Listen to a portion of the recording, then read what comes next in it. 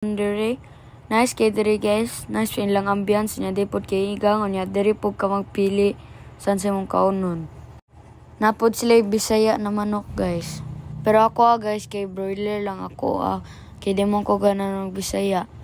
Pwede sad ka magpasabaw or magpasugba o gisda guys. Kamura bahala.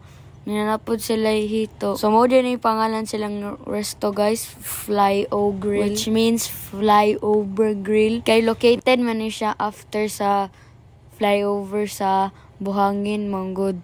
Guys, nahugas ko dere guys. Kay ready na ko mukaon.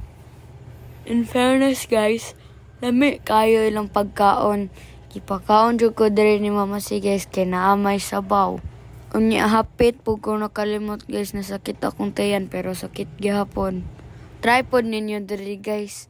Kay lami pod kayo ni. Og maro ta guys. Bye!